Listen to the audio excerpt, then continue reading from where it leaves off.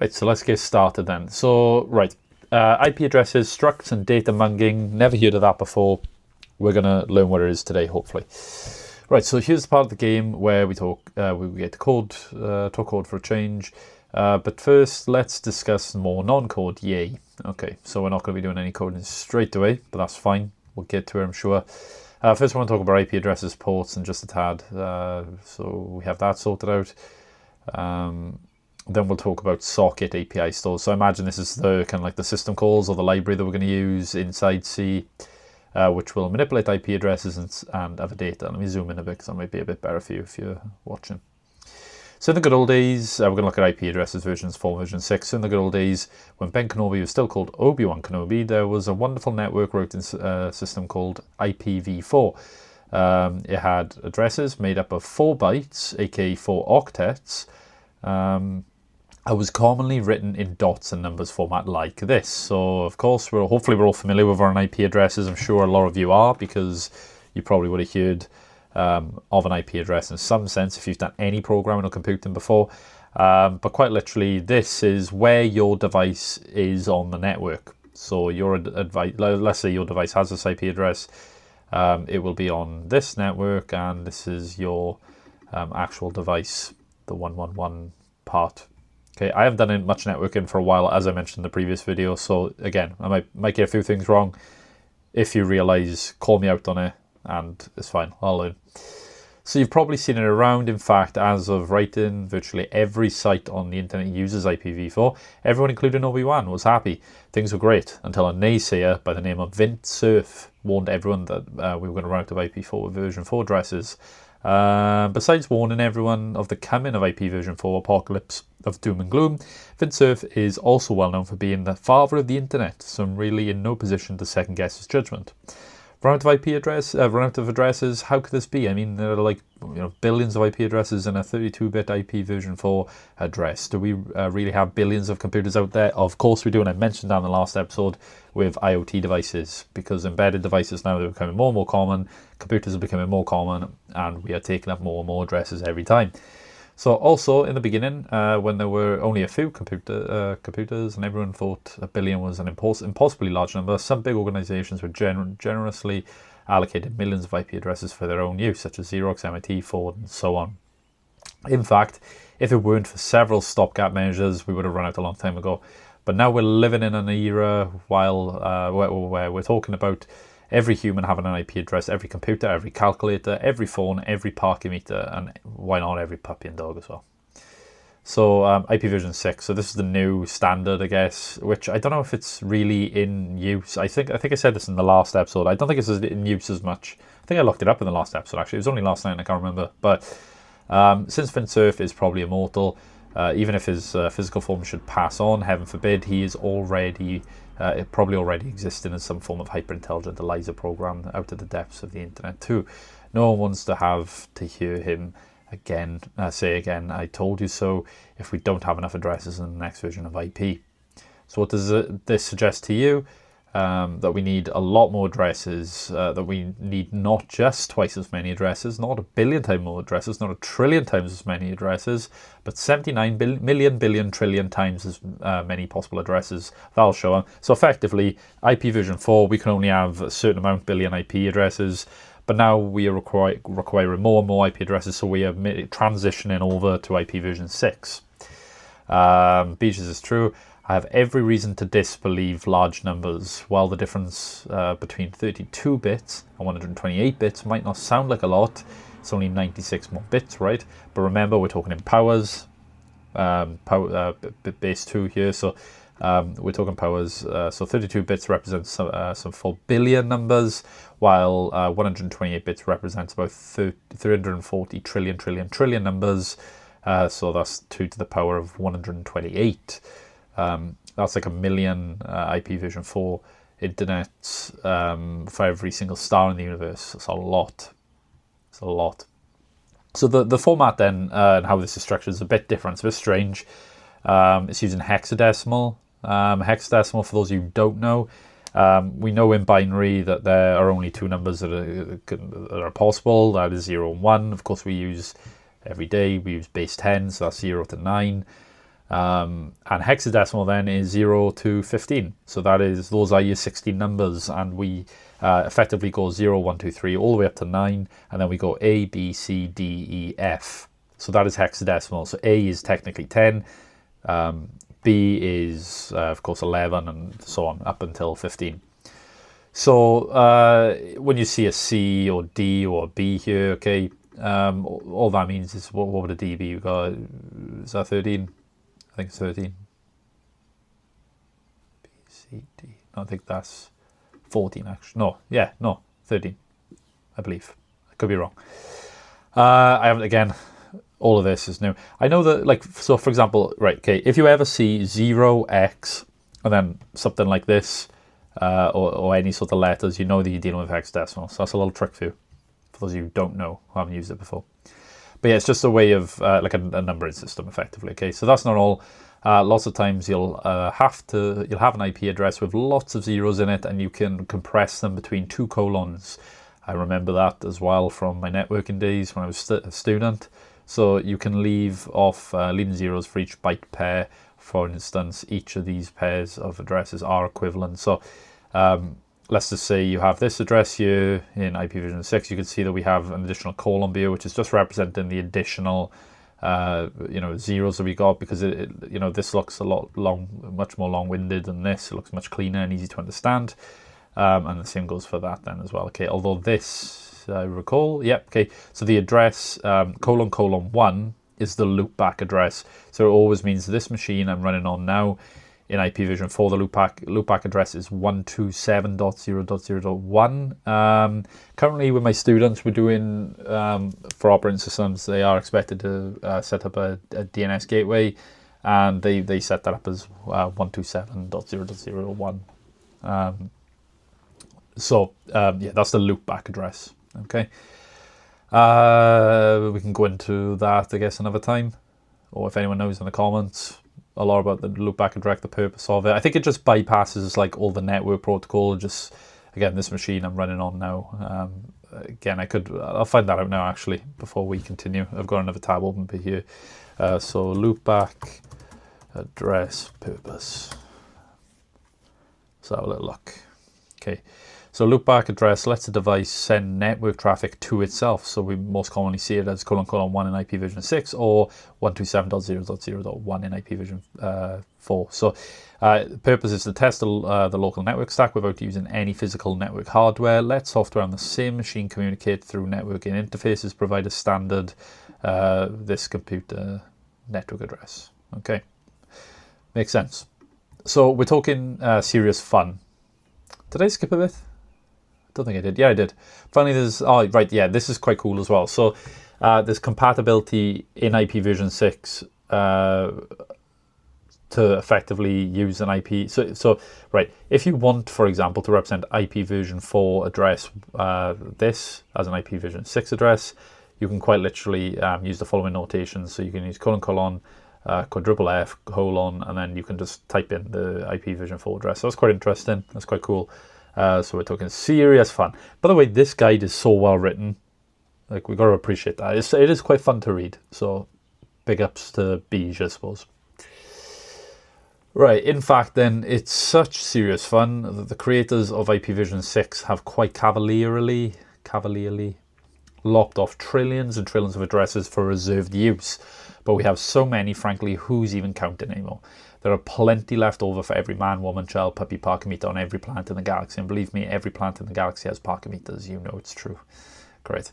Right, okay, we're on to subnets now. Now, subnets, again, a lot of this is going to be wishy-washy. In all honesty with you, we're just going with the flow, and we're just going to kind of follow this guide as it is. It's for beginner programmers, so or people who are intermediate with C. So, again, we'll just follow through with it, and I'm sure we're going to pick up some stuff as we go along. So for organizational reasons, it's sometimes convenient to declare that this first part of the IP address up through this bit in the network portion of the IP address, and the remainder is the host portion. Okay, right, that makes sense. So, it makes sense in that I remember it. It doesn't make sense in the fact that I've completely remember how this works. So I know that we have a subnet. We have a IP address, and like say if it's 255.255.255, there's a set amount of ones in that are kind of, well, they could either be zeros or ones. The ones that are ones, right, okay, hopefully I'll explain it a bit better. It's hard to do without a pen and paper in front of me. I should use, like, is it GNU image manipulation program, GIMP or whatever, but we'll stay away from that for now. Anyway, so for instance then, with IPv4, you might have this IP address, and we could say that the first 3 bytes on the network and the last byte was the host. So this is the host and this is your network. Or put it another way, we're talking about host 12 on network 192.0.2.0. So see how we zero out the byte that was the host. So that makes sense. So effectively, this is our network and this is the host on that network. Okay. So, and now for more outdated information, ready, in the ancient times there were classes of subnets where the first 1, 2 or 3 bytes of the address was the network part. If you were lucky enough to have 1 byte for the network and 3 for the host, you could have 24 bits worth of hosts on your network, 60 million. So you could have 60 million devices on your network. I believe that's what that's referring to. That was a Class A network. On the opposite end was a Class C with 3 bytes of network and 1 byte of hosts, so about 256 devices, minus a couple that were reserved. So as you can see, there were just a few Class A's, a huge pile of Class C's, and some Class B's in the middle. The network portion of the IP address is described by something called the net mask, which you bitwise and with the IP address to get the network number out of it. The network usually looks something like 255.255.255.0. So I'm sure some of you, again, if you've done any networking, you would be somewhat familiar with what the net mask is. And this should look familiar to you as well as the IP. With the net mask then, if your IP is this, then your network is this and this, which will give you this, because it uses bitwise AND to give you that. Okay, so unfortunately it turned out that this wasn't fine-grained enough for the eventual needs of the internet, so we were running out of Class C networks quite quickly, and we were most definitely out of Class A, so don't even bother to ask to remedy this. The powers that be allowed for the net mask to be an arbitrary number of bits, not just 8, 16 or 24. So you might have a net mask of, say, 255.255.255.2, which is 30 bits of network and 2 bits of host, allowing for 4 hosts on the network. Note that the net mask is always a bunch of 1 bits followed by a bunch of zeros. Okay. Right, okay, that makes sense. So effectively we have to have, so say now if we had 255, we could have a bunch of zeros after it. So effectively you can't have like a subnet of 255.0.0.255. It has to be all zeros after it. But it's a bit unwieldy to use a big string of numbers like 255.192.0.0 as net mask. First of all, people don't have an intuitive idea of how many bits that is, and secondly, it's really not compact. So the new style came along, which is much nicer. You just put a slash after the IP address, and again, this looks familiar, but it's all, again, it's just something I haven't touched in a while. Something to get back into. So I mean, we're taking or getting 2 birds with 1 stone in this sense, then, which is quite good and handy for me. So you just put a slash after the IP address, and then you follow that by the number of network bits in decimal, like this, 192.0.2.1230. So that does look much cleaner. And again, I don't know what the context of the 30 is. I know there's like some way to work that out. I think there's a table that you can just look up online, if I remember right. Right, so for IPv6 then, something like this, or this. So again, this would be the IP, and then this is the net mask, and same goes here. Right, so port numbers now. So port numbers, I said this yesterday, they are like the, I don't know how to describe them again. Was it like processes or services running on your machine? So effectively, you have your IP address, which is your machine on the network, and then you have your ports and services, which are running on ports. Right, so if you can remember, I presented you earlier with the layered network model. Let's have a little look at this again, because I can't really remember. Right, okay. So this is effectively the encapsulation. So we have the data, which is encapsulated in TFTP, and that's encapsulated in UDP, and then IP, and then Ethernet. So, okay, I vaguely remember that, but it's fine, let's move on. We can't spend too long on this because you guys will get bored of listening to me read all of this. If you're enjoying, please comment. But anyway, right, where was I? Right, internet layer IP split off from the host-to-host transport layer, TCP and UDP, get up to speed on that before the next paragraph. We had the internet layer split off from...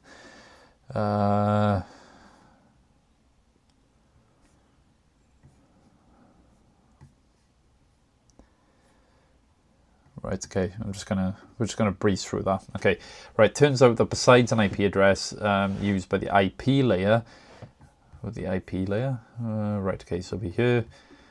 Right, so besides an IP address used by the IP layer, there is another address that is used by TCP, stream sockets, and coincidentally UDP datagram sockets is the port number. So the limited work that I've done on this, or study that I've done on this before, I remember that the socket address, I think I said this in yesterday's video as well, socket address is quite literally the IP address plus the port number, if I'm right in saying, and that's what the socket address is. So let's keep on reading, maybe I'll say. Its port number is a 60-bit number that is like a local address for the connection. Think of it like an IP address, as the IP address is the street address of a hotel, and the port number then is the room number. So that's a decent analogy. Maybe it'll come up with an automobile industry example later. So you want to have a computer that handles incoming mail and web services. How do you differentiate between the two on a computer with a single IP? Well, different services of the internet have different well-known port numbers. You can see them here. Let's have a little look. Port 40 is the one that we all know, right? Is it port 40? No, port 80 is port 80, which is like the classic HTML. So you got like FTP then, which is file transfer protocol, which is on port 20, and so on. That's cool. I've never seen this laid out before. Oh, there's different pages, right? Okay, so if I go here, let's go to port 80. 80 should be HTML. Is it TCP? Sorry. HTTP, yeah. HTTP. Sorry. HTML. I don't know the word. Right. I've got a Pepsi Max in my system. We're going on full throttle now, okay? If you're on Unix box in your etc. services, okay, we're not going to do that. Yeah, port 80 for web. Telnet is port 23. We literally gave an example of Telnet yesterday, and the game Doom is used on port 666. Shame on you, John Carmack. Shame on you. And so on. Ports under 1024 are often considered special and usually require special OS privileges to use, and that's about it. Byte order, right, okay, I know it's just going to talk about little endian and big endian here, but they order around the 2 byte orders, and one is lame and one is magnificent. I joke, but really, the other is better. One is better than the other. That is true. I mean, I think it's little endian, which is when it's in order, and we've done a little bit of that in the .wav file where we created sound purely using C, so go check that video out. That was pretty cool if you're interested. There's no reason to blurt it out. Strong bytes in reverse order behind your back. I know no one wanted to have to tell you. Right, the thing is, everyone in the internet world has generally agreed that if you want to represent 2-byte hex number, so say B34F, so this is a byte here and this is a byte here. Oh, on the right. I can't highlight. Oh no, what am I doing? Right, this is a byte and this is a byte. Now, if we're using little endian, we would effectively put that. Is it little endian? Have I got it wrong? It's the right thing to do. This number is stored with the big end first. It's called big endian. Right, everyone. Right, unfortunately, a few computers. Right. Big endian, sorry, big endian's the better version, where effectively we store it in sequential order. So we would read this as B34F, whereas little endian would do it the other way. So it would be 4F, B3, which is awfully confusing. And I forget, I'm sure it's going to go over it a little bit. Let's just carry on reading. But wait, I'm not done with terminology yet. The more sane big endian is also called network byte order, because that's the order us network types like. It's the order that we all like, not just network types. We all like that. Your computer stores numbers in host byte order. If it's Intel 8086, host byte order is little endian. If it's Motorola, host byte is big endian. If it's PowerPC, host byte order as well, it depends.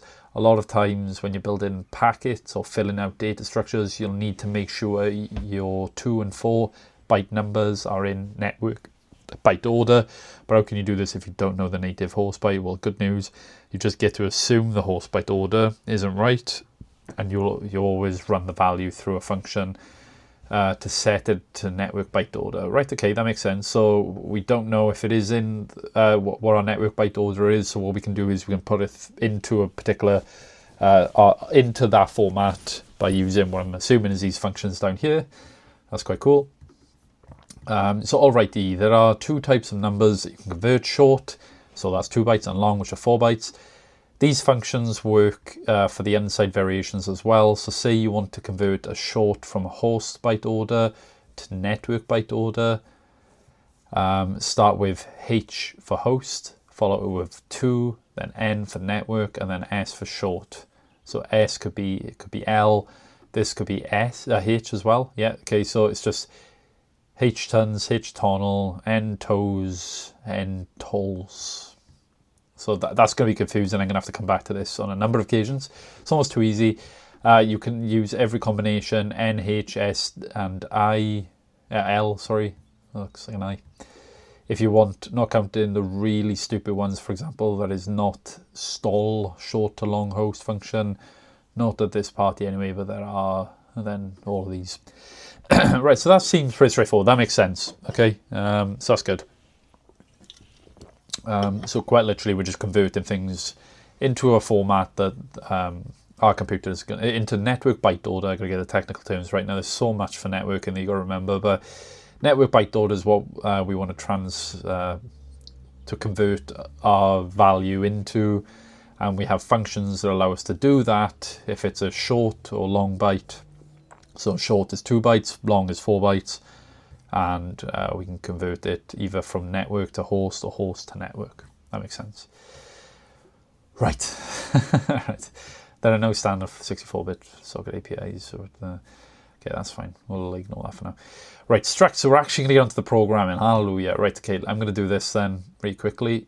And we're going to program alongside the thing. Oops, why wouldn't I do that? Okay, right, hopefully that's clear for you guys. I'm sure it is. It looks clear on the screen. I've already created a folder, so we can actually do some program which I haven't done in ages. Now, I know this is going to be quite literally a bit of a strange one, really, because I haven't, like I said, I haven't done this in ages. And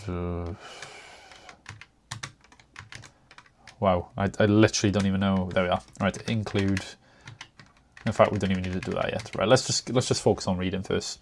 I'm going to be rusty, so I do apologize.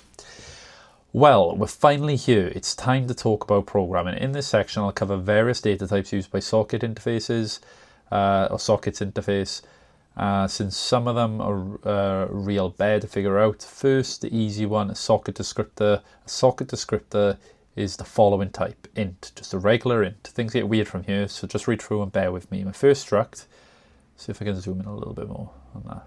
Oh, that's just worse. I can't go in any more than that, sorry. I think that's about it. There we go. Right, okay. So my first struct is the address information. So let's go ahead and just create that. So for now, I'm not going to have any headers, which is feels almost illegal, but it's fine. So we're going to have address information, and we're going to have in there an int, and we're going to have AI, but not the AI that we hate. It's the AI as in address informations. So we're going to have the flags. We're going to have the family. I'm curious about what all this is going to do. I'm sure we'll figure out. We're going to have the socket type, or sock type. We're going to have, what else? We're going to have AI protocol. And we're going to have size t. Curious why that's a size t. AI address length, and we're going to have a struct I just jumped ahead, but I can see that we have to do a linked list as well, which is interesting. And it's going to point to an AI address. And we're going to have a char. And it's going to be a AI canon name. Okay, I'm going to leave out the comments. If I were you, and if I wasn't making this video, I would add them in as well, just so I have them there for reference. But for now, I'm just going to leave that. Okay, AI next. So I wonder why we have a linked list then. I wonder what the purpose of that is. It's interesting. Right. Oops.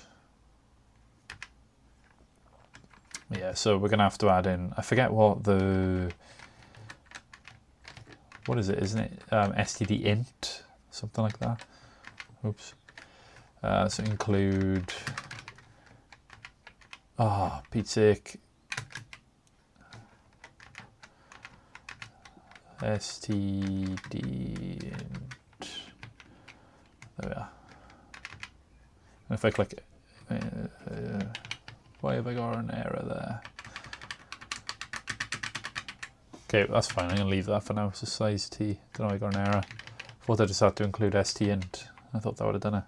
Or was there something else? Include. Isn't it uni-st? Oh, I can't win, man. I feel sorry for you guys who are watching. uni-std.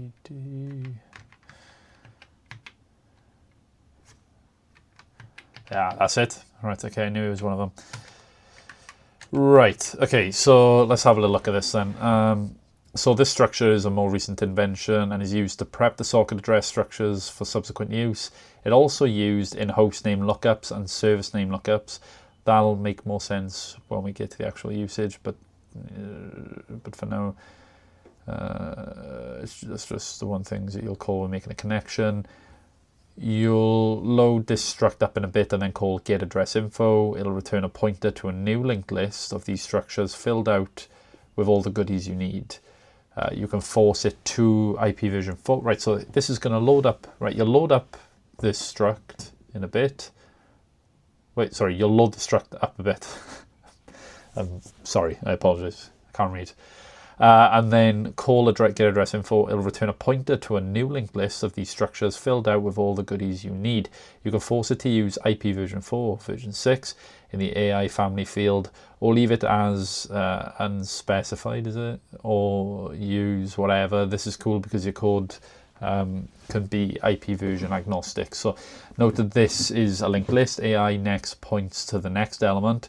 There could be several results for you to choose from. I'd use the first result that worked, but you might have different business needs. I don't know everything, man. Neither do I. You'll see that the AI address field in this struct address info is a pointer to a struct sock address. This is where we start getting into the nitty-gritty details of what's inside an IP address structure. So you might not usually need to write to these structures. Oftentimes a call to a getAddressInfo to fill out the struct address info for you is all you'll need. You will, however, have to peer inside these structs to get values out, so I'm presenting them here. Also, the code written before struct address info was invented. We packed all this stuff by hand, so you'll see a lot of IPv4 code out in the wild that does exactly that. You know, in old versions of this guide and so on. Some structs are IPv4, some are version 6, and some of the both. I'll make notes of which are what. Anyway, the struct socket address holds socket information, socket address information for many types of sockets. Okay, so this is another struct we'll need then. So we'll have struct sock address. And we're going to have in there unsigned. Oh, I've not used that before. Unsigned short SA family. Why have I not used that before? Char SA data, so sock address data, and that's going to be 14. Okay, so I know there's something wrong there. Well, I'm going to have to include something, aren't I? But what, I don't know. Oh no, I don't. Okay, that's interesting. Right, so SA family then can be a variety of things, but it'll be AF, INET, or IPv6 or INET 6. So, right, so that's what the SA family will be, okay. For everything we do in this document, SA data contains a destination address and port number. For this socket, right, okay, for the socket. So this is rather unwieldy since you don't want to tediously pack the address in the SA underscore data by hand. So to deal with struct sock address, programs created a parallel structure struct sock address in for internet to be used with IP version 4. And this is the important bit. A pointer to a struct sock address in can be cast to a pointer to a struct sock address and vice versa. So even though connect wants struct sock address, you can still use struct sock address in and cast it at the last minute. I have no clue what we're on about, but let's go with it. So right, for now I don't know what this is doing, but we'll keep looking at it. So sock address in, we're going to go here, short int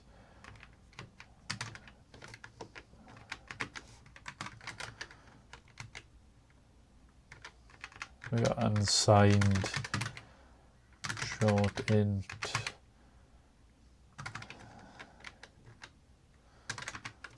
so that's the port number, and then we have struct in address sin address, and then we have unsigned char sin underscore 0. Then we'll have 8. Perfect. Okay. Right, so just so I understand what that's doing, so this is an important bit. A pointer to a struct sock address in can cast a pointer to a struct sock address and vice versa. So even though connect wants a struct sock address. Okay, we're just gonna kind of go with the flow here, and hopefully I'll figure things out. I can even do a little bit of a read up on this after, but I'm just conscious of time. How long are we into this? 32 minutes. I honestly feel like these videos are going to last half hour, but they always end up being longer, so that's fine. Right, so this structure makes it easy to reference elements of the socket address. So note that sin 0, so socket address in 0, which is included to pad the structure to the length of the struct socket address, should be set to all zeros with the function memset. Also notice that okay, so effectively, right, okay, so we set that to 0 just to fill the gaps. Also notice the sin family corresponds to SA family in a struct socket address and should be set to AF INET. Finally, the sin port must be a network byte order by using htons s. Okay, so I'm hoping it's going to go over this after, but we'll see. Right, so let's dig deeper. So you see the SIN address field is a struct in address. What is that thing? Well, not to be overly dramatic, but it's one of the scariest unions of all time.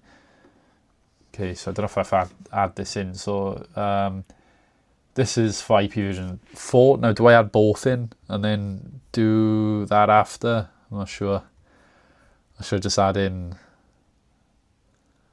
I think we should do both, shouldn't we? Just to be safe. Okay, let's do both. Right, so we got struct in address, and then we're going to do uint 32 underscore t s underscore address.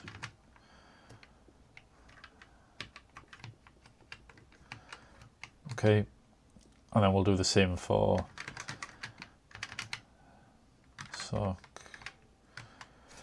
hang on, I don't know why this is different though from IPv4 struct, right? So well, it used to be a union, but now those days seem to be gone. Good riddance. So if you have declared INA to be a type struct, sock address in, then INA.sin underscore address dot s dot what? I don't even know how to read that. References the 4-byte IP address in network byte order. Note that even if your system still uses the god-awful union for struct in address, you can still reference the 4-byte IP address in exactly the same way as I did above. Okay, right, we'll just go with that flow, go with the flow on that. What about version 6 then? Similar, structs exist for this as well. So this is mimicking all the way up here where we have no address info, sock address in. So that's just mimicking that, right? Sock address in for 6. Right, let's do that as well. We'll do both of them and we'll see what's needed after. So, oops, sock address underscore in. What am I doing? Right. U in 16.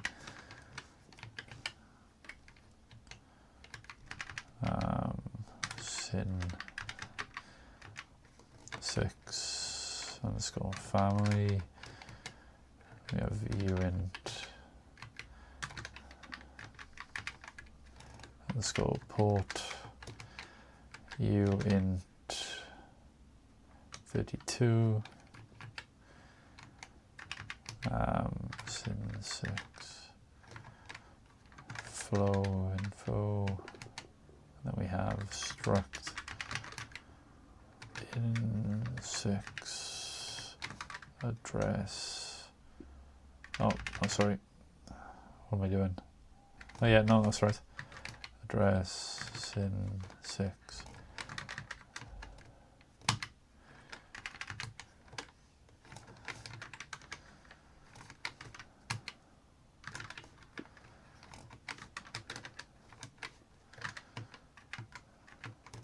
Yeah, okay, and then we do the exact same as we did above, but just for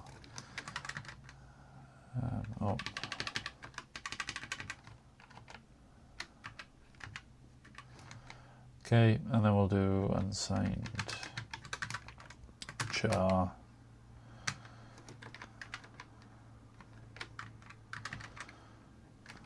And then this is why it's going to be 16, because it's going to be 16 bytes. That makes sense. Okay. Right, that makes somewhat of sense, a little bit of sense. So note that IPv6 has IPv6 address and a port number, just like IPv4's IPv4 address and a port number. Also note that I'm not going to talk about IPv6 flow information or scope ID fields for the moment. This is just the starter guide. Thank the Lord for that. Now, again, there is clearly a bridge in what I know and what I'm typing here, and that's fine. I think this is an important moment as well to reflect on that. Like, if you're watching this and you're learning a new topic, you don't have to know everything, and you don't have to feel pressure to understand everything instantly. Things just sometimes fall into place. Sometimes what you'll find is you'll just do things and you don't have a good understanding on it. But as you keep on practicing, as you keep playing it, we're going to do this. Who knows, maybe I'll come back to do it on my own, you know, and that might actually be a good learning journey or learning process for me. Maybe I'll do it without the guide and see how far we get, and then you look at the guide and go, okay, that's where I went wrong. So my point is, you don't need to know everything right now. Don't panic, and hopefully, you know, just kind of hope for the best. Right, so where were we? Right, so last but not least, here's another simple structure, struct sock address storage, that is designed to be large enough to hold both IPv4 and version 6. So let's do this. So what is it? It's the sock address storage. Okay, right, so struct sock address storage, oops,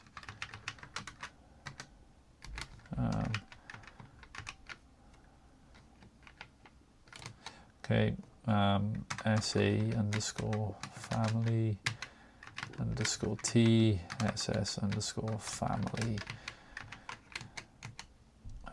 char ss pad 1. Okay, so this is something we're going to do later, I assume. Probably have to set this as a macro, is it? Oh, one size.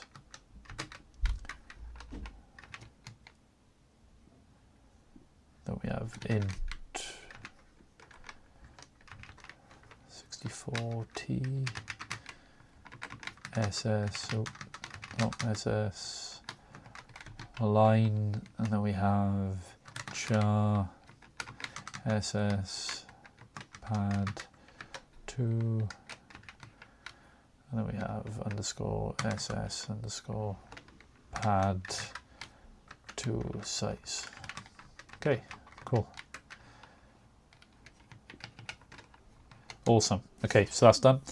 Right, so let's read that again. So last but not least, so here's some struct. A struct socket address storage that is designed to be large enough to hold both IP version 4 and IP version 6 structures. C, for some calls, sometimes you don't know in advance if it's going to fill out your struct socket address with an IP version 4 version 6. So you pass this as a parallel structure, very similar to struct socket address, except larger, and then cast it to the type you need. What's important that you can see the address family in the SS family field. Check this to see if it is AFINet or AFINet6, and then you can cast it to a struct socket address in or struct socket address in 6 if you wanna. Right, okay, so IP addresses part dos. Right, or die as we say in Welsh, die 3. Right, so fortunately for you, there are a bunch of functions that allow you to manipulate IP addresses. You need to figure them out but by hand and stuff them in along with the great or less and less than operator. First, let's say you have a struct socket address inner, and you want to have an IP address. You have an IP address, sorry, 10.12.110.57 or this that you want to store into it. The function you want to use is inet pton p2n. So what's p2n? I know p was h was host earlier. Did it go over that? Don't think it did.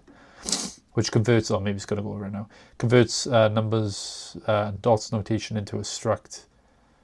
Right, okay. Depending on wherever you specify, it's version 4, version 6. Pton, right, there we are. Presentation to network, so you can call it printable to network if that's easier to remember. The conversion can be made as follows.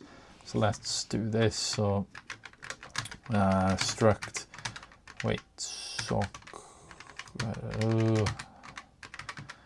address in SA struct socket address in 6 SA6 inet pton AF underscore inet 10 dot 12.110.57 and sa.sin._address. Okay, this is getting awfully confusing. I don't know if this is, I know what it's doing. I think it's converting, isn't it converting 1 into, so it's right, so converts an IP address in numbers and dots into either a struct in address or struct. So it's converting,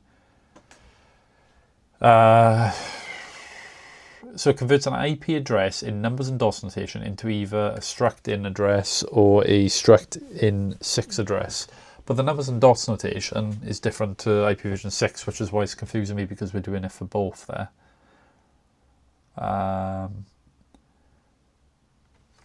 okay, right, it's fine. So 2001, I don't know if it's even worth me doing this, but it's fine.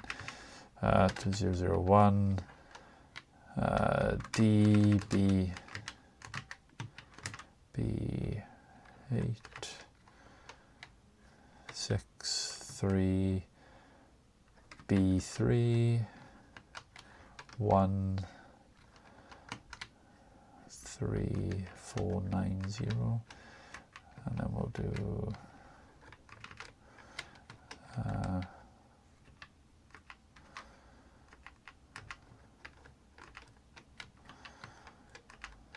and then we'll do SA6 dot sin6 underscore address. So imagine it's just converted into numbers and dots. Is it converts an IP in numbers and dots notations into either struct in or struct in 6, depending on whatever you right. Okay, imagine the bit below then is going to do that conversion, because as of now this is just a bit confusing. Right, but that's done for now. Okay, so we're on the final bit now, and then we'll call it at that, because I think this is just too much for now. But I'm gonna have to do it again. My due diligence, I'm just gonna have to do a bit of reading and we'll figure things out. Right, so all right, now you can convert. Sorry, quick note: the old way of doing this used to be a function called inet address or another function called inet aton. These are now obsolete and don't work with IP version 6. Now the above code snippet isn't very robust because there is no error check in C. inet returns -1 on error, or 0 if the address is messed up, so check to make sure that the result is greater than 0 before using. Alright, now you can convert string IP addresses to their binary representations. What about the other way around? What if you have a struct in underscore address, struct in underscore address, and you want to print it into numbers and dots notation, or a struct. Right, okay, so sorry, what if you have a struct in address and you want to print it in numbers and dots notation, or a struct in 6 address and you want to hex and colons notation? In this case, you'll want to use the function inet underscore ntop. Ntop means network to presentation. You can call it network to printable if that's easy to remember, like this. So let's do this and then we'll call it that then. So this is the bit that's actually doing the printing, which makes sense. Be good if I could type inet underscore address string length struct sock address in say inet ntop af underscore inet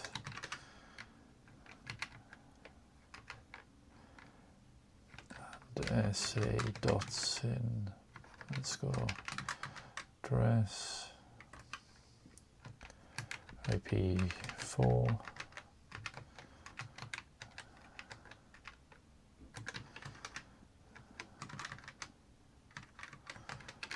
okay,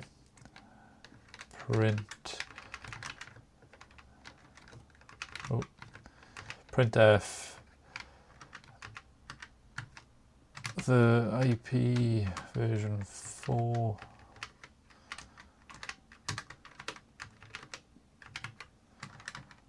address is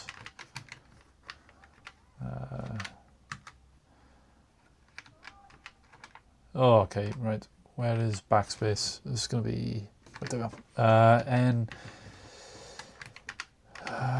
IP4. Okay, so that's that done for IP version 4. Are there any errors? It's going to be loads. I knew it.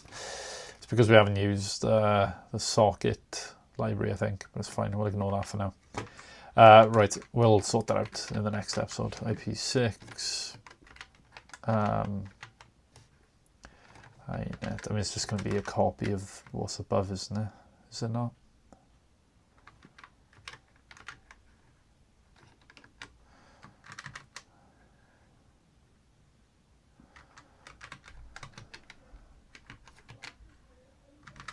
Struct sock address in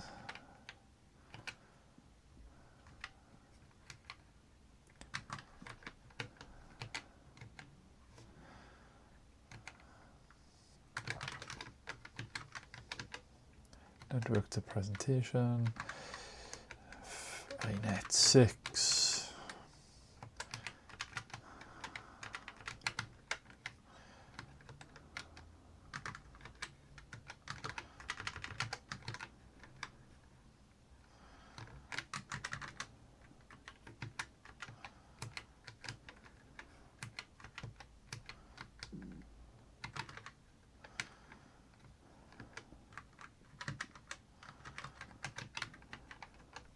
And then the final bit, print f the address is s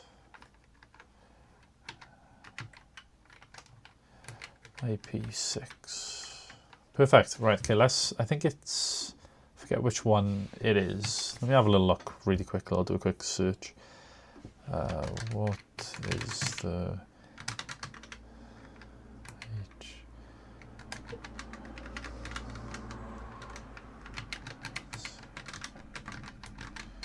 Okay, let's see what it comes back with, because I know there's a library we need to include, and I assume that that'll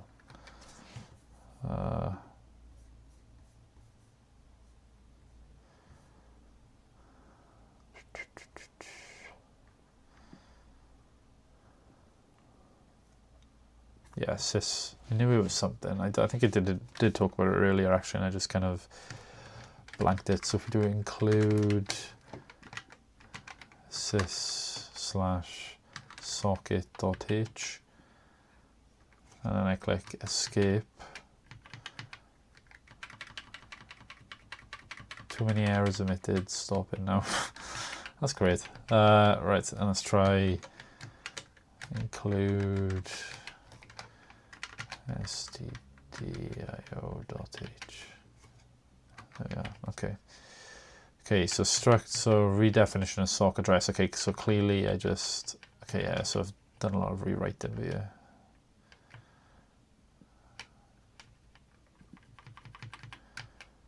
Missing, is that missing a parenthesis? I don't think it is.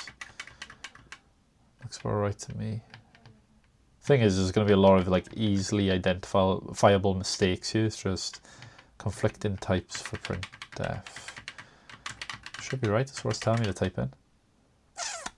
Okay, so this is again something for me to look up in, you know, the next for the next episode, or before the next episode, I should say, because we've got too many errors being omitted apparently.